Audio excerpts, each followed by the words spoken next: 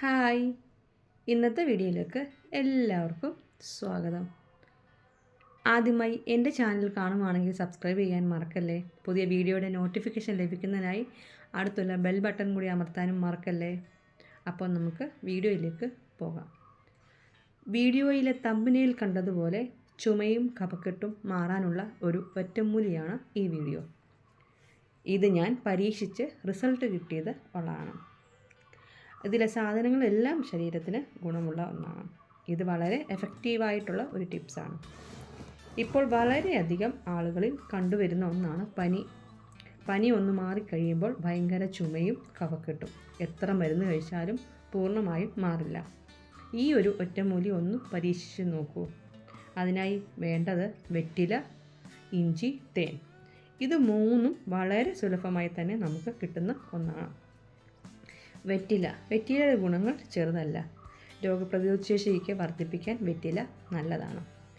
വെറ്റിലയുടെ ഗുണങ്ങൾ അടുത്തൊരു വീഡിയോയിൽ ഞാൻ പറയുന്നതായിരിക്കും. ഇപ്പോൾ ചുമയും കഫക്കെട്ടും മാറാനുള്ള ഒരു ഹോം റെമഡിയാണ് ഞാൻ പറയുന്നത്. അതിനായി ആവശ്യമുള്ളത് 2 വെറ്റില, 1 കഷണം ഇഞ്ചി, 1 സ്പൂൺ തേൻ. ഇത്രയുമാണ് നമുക്ക് വേണ്ടത്. ആദ്യമായി ഒന്ന് പറയട്ടെ, ആയുർവേദ മരുന്ന് നമ്മൾ കഴിക്കുമ്പോൾ ആദ്യം ഒന്ന് കൂടുകയും പിന്നീട് പൂർണ്ണമായും മാറുന്നതും ആണ്. ഇതും അതുപോലെ തന്നെയാണ്. ഈ ഒരു മരുന്ന് ആദ്യം ഒന്ന് കൂടുകയും പിന്നീട് തീരെ ചുമ ഇല്ലാതാവുകയും കഫക്കെട്ടും പൂർണ്ണമായി ഛർദ്ദിച്ചു പോവുകയും ചെയ്യും. വളരെ എഫക്റ്റീവായിട്ടുള്ള ഒന്നാണ്. അപ്പോൾ ഇത് എങ്ങനെയാണ് തയ്യാറാക്കുന്നത് എന്ന് നമുക്കൊന്ന് നോക്കിയാലോ. അപ്പോൾ ഇത് തയ്യാറാക്കാനായി നമുക്ക് 1 സ്പൂൺ വെറ്റില നീരും 1 സ്പൂൺ ഇഞ്ചി നീരും 1 സ്പൂൺ തേനും വേണം. വെറ്റില ഉപയോഗിച്ച് ചുമയും കഫക്കെട്ടും മാറും എന്നുള്ളത് പലർക്കും അറിവില്ലാത്ത ഒന്ന് തന്നെയാണ്. വെറ്റില വളരെ സുലഭമായി തന്നെ കിട്ടുന്ന ഒന്നാണ്. ഇതിൻ്റെ നീരാണ് നമുക്ക് ആവശ്യമായിട്ടുള്ളത്.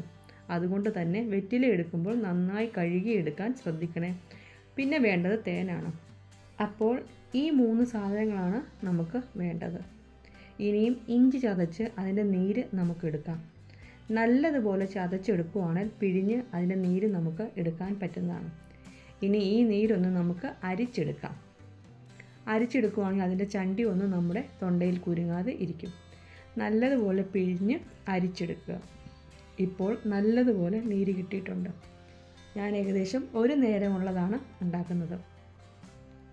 ഇനിയും വെറ്റിലയുടെ നീരാണ് നമുക്ക് ആവശ്യം. അതും ഞാനൊന്ന് ചതച്ച് പിഴിഞ്ഞ് എടുക്കുകയാണ്. കയ്യിൽ വെച്ച് തിരുമിയും നീരെടുക്കാവുന്നതാണ്. നിങ്ങൾക്ക് ഏതാണോ എളുപ്പം അത് ചെയ്യാവുന്നതാണ്. വെറ്റിലയുടെ നീരും അരിച്ചെടുക്കുക. വെറ്റില ഒന്ന് നനച്ചെടുക്കുക. അപ്പോൾ നീര് നല്ലതുപോലെ കിട്ടും.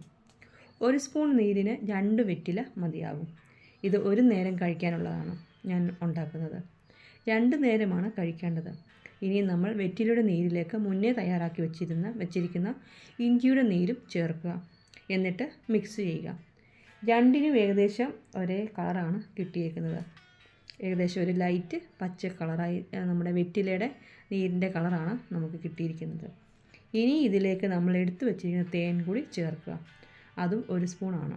അതിനുശേഷം നല്ലപോലെ മിക്സ് ചെയ്തെടുക്കുക. ഇപ്പോൾ നമ്മൾ തയ്യാറാക്കി വെച്ചിരിക്കുന്ന ഈ കൂട്ട് ഭക്ഷണത്തിന് അരമണിക്കൂർ മുമ്പ് 2 നേരം കഴിക്കാവുന്നതാണ്. പൂർണ്ണമായിട്ടും നിങ്ങളുടെ ചുമയും കഫക്കെട്ടും മാറുന്നതാണ്.